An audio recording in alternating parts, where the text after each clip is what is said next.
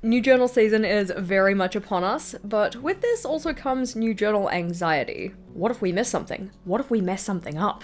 To help curb any worries that you might have for your new planner setup, I went on the hunt for advice from some experts. These people have been doing planning and journaling for a hot minute, so as we go through, if you're like, hey, I like their style, make sure to check out the pinned comment and the description box below so that you can check those creators out and give them a subscribe. Without further ado though, let's get some advice. Hi team, it's Sarah from Heart Breathings. When setting up your planners for 2025, the best place to start is with you. What do you really need to plan for the year? What setups or styles will support your specific needs and preferences? In the past, I found I was so heavily influenced by the spreads and all the setups and planners of other creators that I'd go out and buy planners or set up pages just because they looked beautiful. But then I'd end up a few months into the year with tons of unused pages and planners that didn't really suit my needs. To avoid this, try starting with a list of the priorities in your life, whether that's your work projects, your personal goals, daily habits, big events like travel or birthdays. Do you want to prioritize your health in 2025? Do you need weekly spreads, daily pages, space for brainstorming, or maybe a system for tracking your long-term goals? Starting with this list means you're building a planner lineup tailored to your unique life instead of trying to squeeze your needs into a system that wasn't designed for you. I use multiple planners, so I like to start with a list of my needs and then brainstorm which items go well together in the same planner and how I can most efficiently set these pages up. If you're using a bullet journal, use your list to determine which spreads you'll actually need and use to support your goals. Start with you and then go looking for inspiration, rather than the other way around. This approach not only saves time and money, but it ensures you're going to have a planner set up that works for you from day one. Hey there crew, it's Mark from Mark Your Pages, and my best advice for planning for 2025, or really any new year, is to avoid overstimulating yourself too much, because that is what usually leads to some type of burnout, especially early in the year. And the reason this happens, and it happens to the best of us, it happens to me all the time, is we have so many ideas on things that we want to try, things that we want to do. And there's so many different stationery, notebook, journal, planner options out there too. We just kind of gobble them all up and think it's going to solve our life for us. But what I've learned over time, and my best advice really, is to kind of plan out and think about what you want for your new planner, for your new year. I like to just take a sheet of paper and split it in half and focus on wants and needs. What do I want out of a journal, out of a planner? What do I want from myself? And what do I need to be able to accomplish those things? A lot of the time that'll help you filter out the extra planner stationery noise and really help you focus in on what you actually need and actually want from your notebook and from yourself in that new year. You can always add on later on, but always get the foundation straight, and that will always set you up for success. Hey everyone, it's Tory from Creative Minds Coffee Grinds, and my tip for New Year planning is using separate journals for ongoing hobbies or projects instead of keeping them in your daily planner or journal. I've found that I personally tend to fill up 2 daily journals a year with monthly layouts, weekly spreads, and trackers alone, and I also have hobbies that I like to pretty consistently journal about, like crocheting and book and movie reviews. But if I had all my hobbies in my daily journals with my trackers and to-do lists and that kind of stuff, I'd be setting up a new journal like every other month at this point. Plus, my hobby spreads aren't something I need to reference daily, so they would just be taking up space in my everyday journal. So what I do instead is I keep my hobby related spreads in their separate journals. Like here, I have my reading and media journal, which is where I track the books I read and the movies and shows I watch, and I like to make collages on every book that I read and movies and shows I enjoyed watching this year. I also have a crochet journal where I keep track of crochet projects, the markets that I sell at, what I thought about the pattern, who I gave the plushie to, etc. But you can also have separate hobby journals for things like traveling, quilting, cooking, baking, anything that fits your lifestyle. So if you're a cozy hobby collector like me and you don't have room to spare in your daily bullet journal, try dedicating another journal in your collection to that specific hobby. Hi friends, it's Em, and today my tip for 2025 planning and bullet journaling is to create a planner lineup to avoid overcommitment, consequent burnout, and then journal shame. So what I do is, this is my planner lineup. You'll note that there are eight notebooks here. We're not going to talk about that. But the point is that, I know in my heart that I can only commit to weekly updating one planner. So everything that I want to update, right?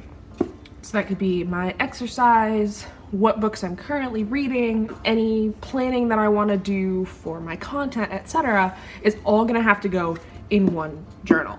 Then I can think about, okay, well, what about on a weekly basis, a monthly basis? What can I do then? What journals you use in this coming year is flexible and can change. The key is just that we want to avoid overcommitting to journals, starting them and then never finishing them, because I want to finish a journal this year. And I think that's only going to happen if I really commit. Hello, beautiful people. It's me, Brittany from Plan You One Life. My planning tip for 2025 is to pre-plan your setup. This will help you to gain clarity and to avoid repetition. The first thing that you're going to do is grab your 2024 planner, look at it, review it, and see what did you like and what didn't you like about that setup. Then you're going to grab some sticky notes and jot down the different categories and things that you want to have in your 2025 planner. You're going to stick them in those specific sections of your planner that you're going to want those things. For example, over here, I want to track my exercise and overtime. That's going to go here. Important dates is going to go here. But the good thing about also using sticky notes, if I want to change this, I can just scratch it out and write something else, or I can just take that sticky note off of the page and put it somewhere else in my planner. It will also help you to avoid duplication, because as you're flipping through your planner, you can see that you already have, for example, your future planning here. There's no need to put it in another section. If you just jump right in and write everything permanently, you might make those mistakes and regret it later on. This is how I set it up beforehand with my pre-planned sticky notes, and then this is how it looked afterwards. Hi there, it's Erin Smith here. My planning tip is for anyone who has ever experienced what I call new notebook paralysis, when the new notebook you spent hours selecting is too beautiful and it feels like anything you do to it will just ruin it. Let's reframe how we think about starting. There's actually no law that says you have to start with the first page, and starting with something that feels like less pressure than a themed cover spread or similar can be a great way to break free of new notebook paralysis. Maybe you start by writing your name in the front of the book, or if it's less pressure, you stamp it, or you print it and cut it out, or you letter it with stickers. Maybe you decorate that whole spread too with some stickers or washi tapes that feel like they represent you. Maybe you turn to the back of the book and you make a pen test page that you consult whenever you're choosing new colors for a theme. Maybe you do choose to start with your cover spread, but instead of expecting it to be a work of art, you treat it like an experiment with your theme materials, a little mood board that helps you understand how they work together so you can be more prepared when you go to decorate your subsequent spreads. Or maybe you just skip straight to a drier, more functional spread like a future log. You set that up first and then you come back to the scarier pages once you've broken the ice. Your journal will be so much more special when it's filled with things that are meaningful to you. It's not actually important where you start, just as long as you start somewhere. Hey y'all, I'm Beth from Beth and Beyond. As someone who lives with mental illness, I'm here to share how to protect your mental health while using your planner. First, start simple. Complex layouts can be overwhelming. Start with basic spreads, daily or weekly tasks, habit trackers, and a gratitude log. Begin with a simple weekly layout that includes space for to-dos and appointments. Second, incorporate self-care. Self-care reminders are easy to overlook when life gets busy. You could also use a mood tracker to observe emotional patterns. Embedding self-care in your routine can help create balance. Third, reflecting on how your week or day went can provide perspective. Jot down how you felt, what went well, what didn't, and how you can improve. Use a template to guide your responses if a blank page feels overwhelming. This helps release mental clutter. Fourth, set realistic goals. Take time to reflect and set your core values. It's the magic to unlocking your determination. Break down larger tasks into smaller, manageable steps. Meaningful, realistic goals promote a sense of accomplishment. Fifth, personalize your planner for your mental health needs. Consider adding a section for affirmations or doodle spaces to calm your mind. You could also include therapy notes. Tailoring your planner to reflect your mental health helps it become a supportive tool. Share your favorite self-care planning tips in the comments below so we can all learn from one another, and stay kind to yourself this new year. Hi team, it's Jess or JashiiCorrin, and my tip for your New Year planning starts on the inside cover of your notebook. This is what I consider to be prime journal real estate. Flipping to the inside cover of your notebook is one of the easiest places to turn to, which means the stuff that you store in here realistically should be the stuff you want to turn to the most often. I'll often use mine as a little drop space for reminders, for instance things I need to get at the groceries, done on a sticky note so I can pull it out and replace it, or I'll put in little thoughts, tidbits, reminders, essentially collecting wise words that I might need to come back to later and reflect on. For instance, you have permission to ask for help on your weaknesses. Always a good reminder that it's okay to ask for help. When I was a teacher, I used this as a space to store my timetable. This could also be handy for you if you're a teacher or a student, or if you have some other kind of weekly schedule that you want to have easy access to. Also, of course, little reminders that we need every so often. Sometimes the biggest need for that space is just for fun. Putting in some decoration that makes you feel good about getting into your journal can make you more incentivized to actually use it. While decoration is a fun use for the inside cover, I usually like to use it for reference information, and often those are done as tip-ins so that I can flip it out to the side and reference that information from any point in my journal. Of course, this reference is for pen swatches, but you could also use it for planning or reset information as well. This is just a really great way to make the front of your journal both fun and functional. Hi everyone, I'm Thea, also known as Teanbujo, and my planning tip is how to use flip-outs to add more writing space for your journal or just spice it up a little bit. So there are lots of ways you can use flip-outs in your journal. For example, I decided to make this window in my cover page so I wouldn't have as much space to write. So having a flip-out was a perfect way to fix that. You could also make smaller ones and use them to cover your personal information. This was a memory spread and I wanted that to fit in one page, so I used flip-outs to be able to do that. I also like to use flip-outs in my travel journal, and the reason is that I usually do have a lot of things that I collect there, like for example some booklets that I want to add in my journal. You could also add postcards or all sorts of things. And the way you make a flip out is super simple. You just need a piece of paper. To attach that in your journal, you just need some washi tape. And the easiest way I find is to just stick it to one side and then just trim the excess off. And then just place it where you want on the page. You can easily flip it back and forth and it will stay in its place. Hey there, cozy friends. This is Savannah from Savannah Scribbles, and my best planning tip for 2025 is to expand your Bujo creativity by trying out a black page bullet journal. Now, I know it can seem a little bit daunting going from the very classic white pages to the complete opposite side of the spectrum, but this is truthfully the most fun I've ever had bullet journaling. From super vibrant mood trackers to fun mixed media spreads, and even experimenting with different variations of similar themes, switching to black pages for my 2024 journal not only nipped my creative slump in the butt, but also made me fall even more in love with journaling in general. Honestly though, one of my favorite parts about creating spreads within these black pages is how easy it has been to fix mistakes.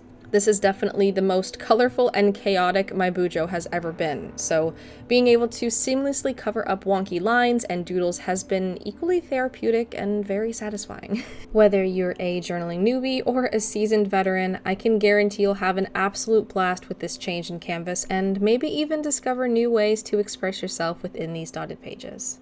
Hi there guys, my name is Katence from Katence Creates, and my planning tip is to consider adding in some space to celebrate or record what you did during the year. We spend so much time planning and being organised that it's really nice and also motivating to include some space for the results of your hard work. I tried this for the first time in 2024 and I called it my highlights page. I'm lucky enough to have a Polaroid printer that connects to my phone, and I picked my favourite photo I took from each month to print and add.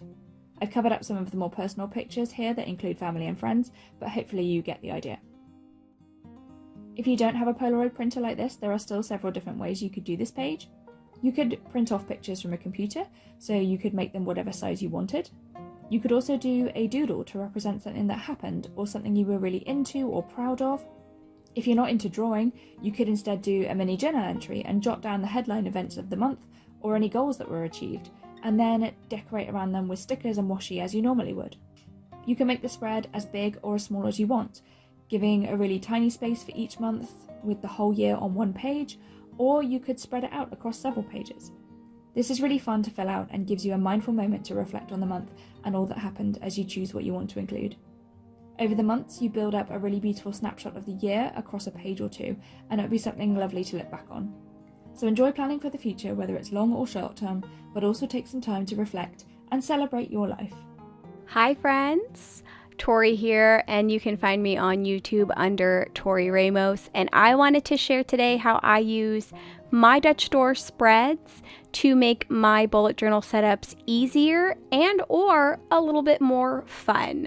So to make them easier, I often use my same title throughout.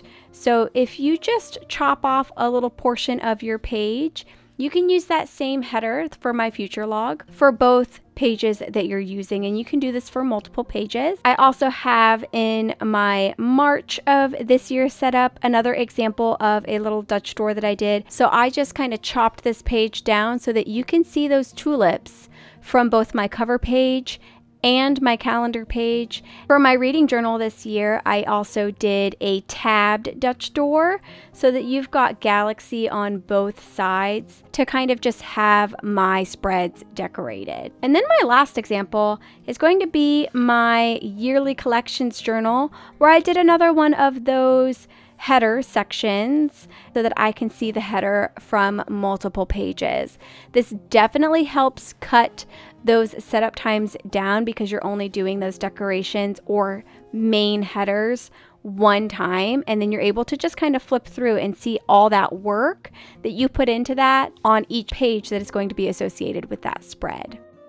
Hey guys, this is Lenka from RyeMi Art, Bujo and Books, and my tip is about taking your Dutch door layouts to the next level with one simple stationery item, and that is washi tape. There are many types of Dutch doors, as I am sure Tory showed you, but what I like to use the most are the ones with little tabs on the side.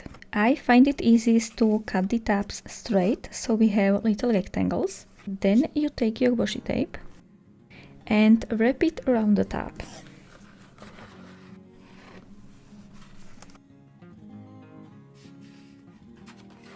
Cut the loose parts and done.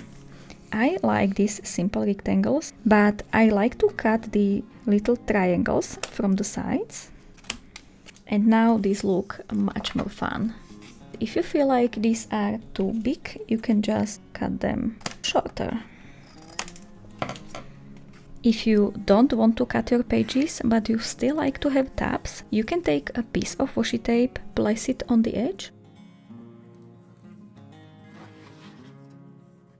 wrap around and done.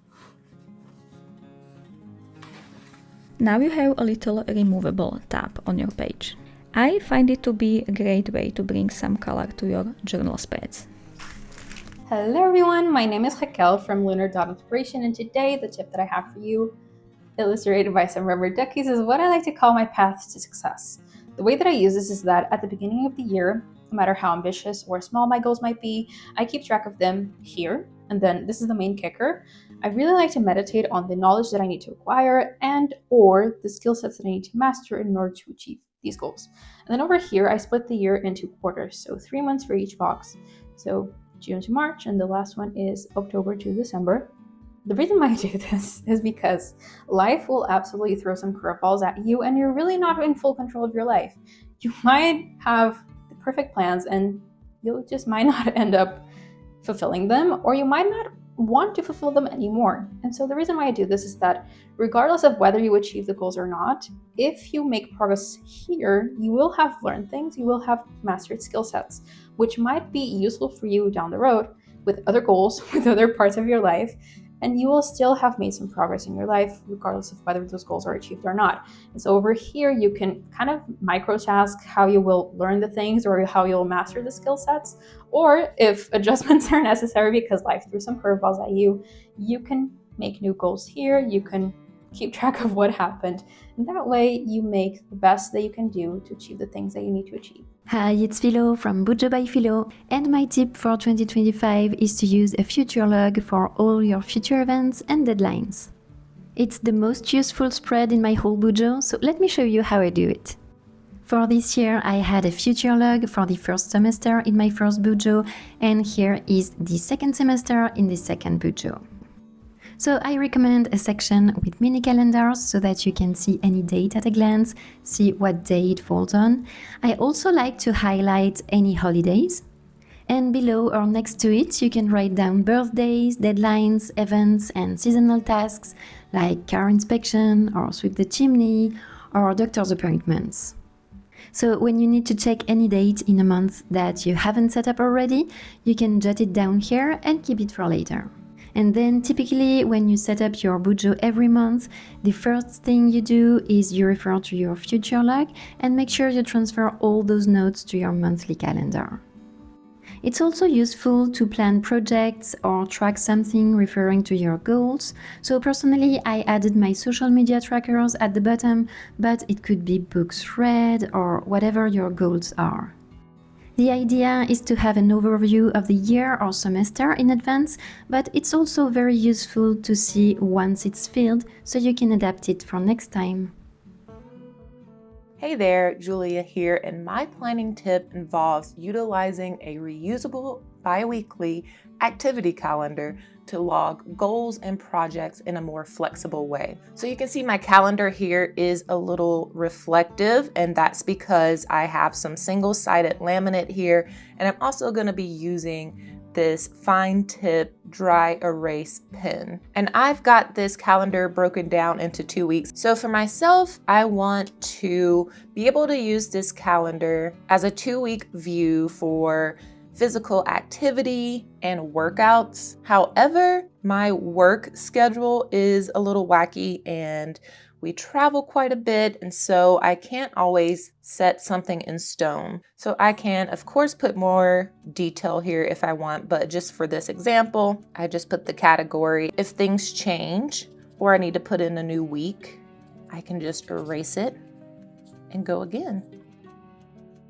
You can also plan and log meals, family or date activities, project planning, track your reading goals, keep up with family and friend social trackers, cleaning and organizing, and I'm sure there's a ton more ideas. I would love to know if you end up using this in 2025. I hope this one is helpful. Thanks for checking it out. Hey friends, it's Anna Bruns here, and the planning tip I wanted to talk with you all about is the power of reflection in our journals. I think this is a habit best used at multiple intervals, so I wanted to show you guys a few spread options you could try throughout the year.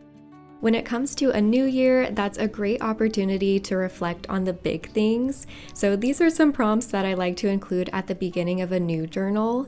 My core values, who I want to be, what my dream life looks like.